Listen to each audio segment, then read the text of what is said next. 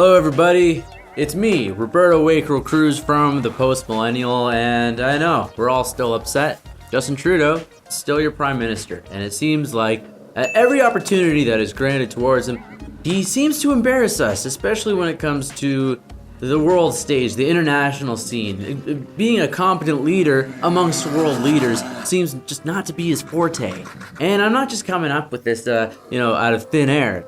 I'm not the only one who thinks this either. If you look at former British Columbia Premier Chrissy Clark, she even went so far as to say that Justin Trudeau should have his passport taken away because every time he uses it, he gets on top of the newsreels and makes all of us look like a bunch of goofs. I think that if Justin Trudeau continues as our Prime Minister after the election, we should take away his passport. Do it! Just do it! Now, we know Chrissy's not serious. He shouldn't actually have his passport taken away.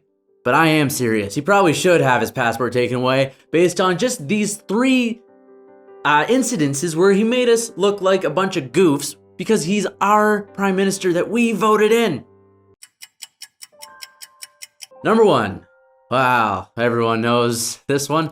The India trip. Everyone remember the India trip? Oh, do we ever. Now, the India trip was about a week-long trip that Justin Trudeau took last year where he decided he was gonna maybe do it not like any other leaders, just wear a suit or what normal people wear, but he decided to go in full traditional Indian attire for a few days of photo shoots. And it wasn't just him, he brought his lovely wife and his children, who all also dressed up in several different traditional garbs that even the most left-wing pundits were saying this is bordering on costumey. It looked like he was really eager to go out and show how worldly he was, which was a bad look, especially after we learned that he had a very strong affinity to costumes in the form of blackface a few times over the last few years of his life. He liked to, black up and,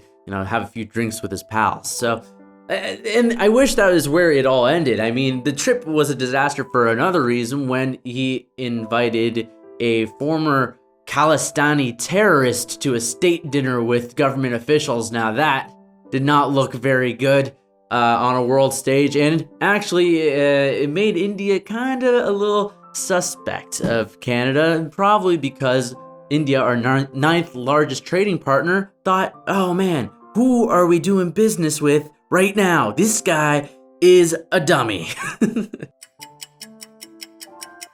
Number two. I don't know much about Japanese politics. I know they have a nice guy running the country over there. His name is Prime Minister Shinzo Abe, and he seems like a very honorable man, very respectful towards our Prime Minister every time he comes in contact with him. But unfortunately, the same could not be said for Justin Trudeau towards old Shinzo. You see, last year, during a meeting about the relationship between Canada and Japan, Justin Trudeau accidentally referred to Japan as China. On the occasion of 90 years of diplomatic relations between Canada and China, Canada and Japan. Called him China. Not a good look. Calling him China. Quickly corrected himself and said Japan. But I think Shinzo heard. If you look at his face, he doesn't look very happy about it. I'm no history buff, clearly, but I think you can take a quick look through the books and know pretty quickly that China and Japan, not the best of friends. Gotten a couple big wars there. World War II, also not very friendly between China and Japan. And this is the kind of thing. Two very, very distinct cultures and languages, not really interchangeable, not really the most similar at all, really. They're both just Asian, and I guess to Justin Trudeau, a man who once said that Baltic nations weren't a thing, didn't know that they existed, geography might not be his strong suit. So I want to say I'd give him a pass, but you're my Prime Minister, dude. I voted for you on accident in the first election, so could you please just read a map? Number three. Getting emasculated by Donald Trump every time he goes near him. Now, the U.S., obviously, Canada's greatest trading partner, steel, aluminum. But whenever Justin Trudeau seems to interact with Donald Trump, he always looks like such a petite, kind of like a fragile baby. You know what I mean? I mean, remember at the last NATO convention when Justin Trudeau was walking through the convention hall, kind of just looking around like he does, and he saw Donald Trump, and he goes, "Oh man, this is my chance. I get to talk to old Donnie." And so he goes like an awkward kid at a party, just starts shuffling through his backpack and picking up papers that were blank, and as if he was doing something, kind of just looking over his shoulder, waiting for Donald Trump to acknowledge him. And then finally, Donald Trump turns around and Justin, Donnie, please wait. Turns him around and Donnie just goes, "Maybe later. Don't have time to talk. I'm out of here." Justin Trudeau's left there looking sad and alone and kind of pathetic, honestly. It looks like he just got rejected by the macho Donnie, and he's just standing there not knowing what to do. And I hate to say it, but it's happened again. I'm sure you probably heard recently that Justin Trudeau had a bit of a kerfuffle at the latest NATO. And again, it seemed like it was Donald Trump based. You see a hot mic with Justin Trudeau where he was standing around with a few world leaders, including UK Prime Minister Boris Johnson and that French fella Macron, standing around having some good banter, but it was about Donald Trump.